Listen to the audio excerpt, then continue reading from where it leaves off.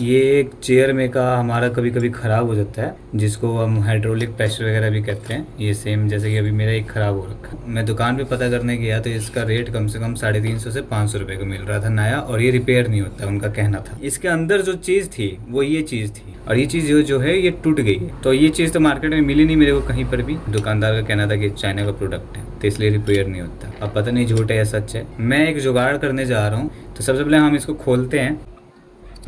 इसको हमने संभाल के रखना है, और ये इसकी चूड़ी है जो कि हम इसको वाशर भी कहते हैं।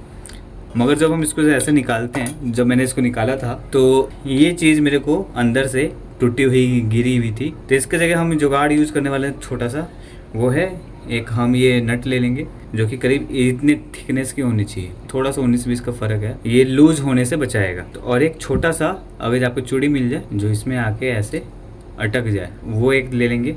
अगर आप ये सीधा अगर ये नट बोल्ट डाल देंगे तो इससे भी आपका काम रुकेगा नहीं, चल जाएगा पूरा। अभी मेरे पास ये है, मैं इसको यूज़ कर रहा हूँ। इसमें नट बोल्ट को भी हम इसको ऐसे हम डालेंगे। अब हम देख सकते हैं कि हमारे पास कितना गैप मिल रहा है। वो नट बोल्ट ना डालने की वजह से हमें जो गैप था काफ़ी ज़्यादा मिल रहा था, जिसकी वजह से ये लूज रहता था। यहाँ पे इसको लॉक करेंगे, वही जो चीज़ें थी अब हम वही चीज़ें लगाएंगे यहाँ पे। ये हमने ऐसे लगा दिया।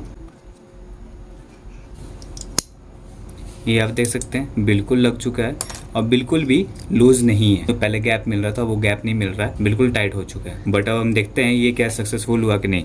मेरे अंदाज से तो हो चुका है। चेयर में सेट करते हैं इसको। इस चेयर में हमने कुछ नहीं करना, बस ऐसे ही सिंपल इसको क्या करना है, ये जो आप देख पा रहे हैं इसको मैंने ऐसे रख देना है इसके अंदर, और ये ऐसे चला गया, और इसके ऊपर से मैंने चेयर को रख देना है। इसका भी हम ये भी लगा लेंगे जो इसमें मिलता है, जो इसको कवर करके रखेगा, और इसके ऊपर से हमने सिर्फ चेयर को रखना है।